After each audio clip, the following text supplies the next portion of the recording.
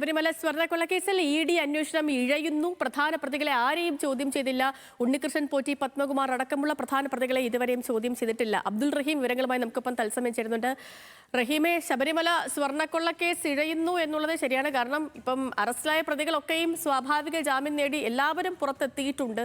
ഈ കേസിലാണെങ്കിൽ കാര്യമായി മുന്നോട്ട് പോക്കിന്റെ അപ്ഡേറ്റ്സ് ഒന്നും വരുന്നതുമില്ല. നിലവിൽ നടക്കുന്ന കാര്യങ്ങൾ എന്തൊക്കെയാണ്?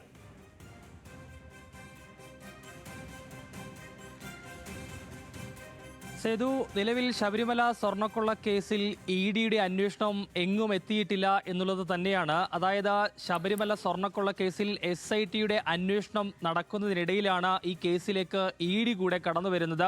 ഇതിനുശേഷം SIT കുറ്റപത്രം അടക്കം നൽകാൻ വൈകിയതിന്റെ അടിസ്ഥാനത്തിൽ പ്രധാന പ്രതികൾക്കെല്ലാം ജാമ്യം ലഭിക്കുകയും അവർ സ്വാഭാവിക ജാമ്യം ലഭിച്ചവർ പുറത്തേക്ക് ഇറങ്ങുകയും ചെയ്തിരുന്നതാണ്. ഇതിനുശേഷം ജാമ്യത്തിലിറങ്ങിയ പല പ്രതികളെയും, അതായത് മുരാരി ബാബു, അതോടൊപ്പം തന്നെ തന്ത്രി ഉൾപ്പെടെയുള്ള ആളുകളെ ഇ.ഡി സമൻസ് നൽകി വിളിച്ചു വരുത്തുകയും ചോദ്യം ചെയ്യുകയും ചെയ്തിരുന്നു. കൂടാതെ സാക്ഷികളെയും ഇ.ഡി ചോദ്യം ചെയ്തിരുന്നു, കൃത്യമായ വിവരങ്ങൾ രേഖപ്പെടുത്തിയിരുന്നു. ഏകദേശം ജനുവരിയിലാണ് ഇ.ഡി ഈ കേസിലേക്ക് കടന്നു വരുന്നത്. ആദ്യം, അതായത് ജനുവരി ഫെബ്രുവരി മാസങ്ങളിൽ തുടർച്ചയായി ഈ കേസുമായി ബന്ധപ്പെട്ടുള്ള ഇതിന്റെ പുറകെ തന്നെയായിരുന്നു ഇ.ഡി. ഇതിന്റെ അടിസ്ഥാനത്തിലാണ് പുറത്തിറങ്ങിയ മുരാരി ബാബു, അതോടൊപ്പം തന്നെ തന്ത്രി ഉൾപ്പെടെയുള്ള ആളുകളെ ഇ.ഡി വിളിച്ചു വരുത്തുകയും ചോദ്യം ചെയ്യുകയും ചെയ്തത്. കൂടാതെ ചെന്നൈയിൽ നിന്ന് ഏകദേശം 100 ഗ്രാമിലധികം സ്വർണം, ഇതിന് ഭാഗമായിട്ടുള്ള സ്വർണം ഇ.ഡി കണ്ടെടുത്തിരുന്നു. അങ്ങനെ അന്വേഷണം വിപുലമായി മുന്നോട്ട് പോവുകയായിരുന്നു. എന്നാൽ കഴിഞ്ഞ കുറച്ച് നാളുകളായി ഇ.ഡി അന്വേഷണം എങ്ങും എത്തിയിട്ടില്ല എന്നുള്ളതാണ്, അല്ലെങ്കിൽ ഇ.ഡി അന്വേഷണം മുന്നോട്ട് നടക്കുന്നില്ല എന്നുള്ളതാണ് ഏറ്റവും സുപ്രധാനമായ കാര്യം.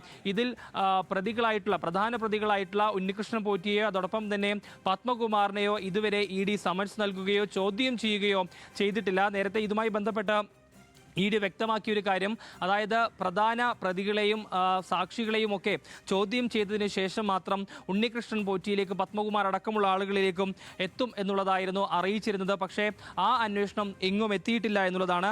അതിൽ പ്രധാനമായും ഇവർ പറയുന്നത്, അതായത് ഇ.ഡി നൽകുന്നൊരു വിശദീകരണം, കഴിഞ്ഞ കുറേ നാളുകളായി, അതായത് കഴിഞ്ഞ സാമ്പത്തിക വർഷത്തിൽ കുറേയധികം കുറ്റപത്രങ്ങൾ നൽകേണ്ടതായി, അതായത് നേരത്തെ ഇ.ഡി അന്വേഷിച്ചുകൊണ്ടിരുന്ന കുറേയധികം ഈ കേസുകളുടെ കുറ്റപത്രം നൽകേണ്ടതായിട്ടുണ്ടായിരുന്നു.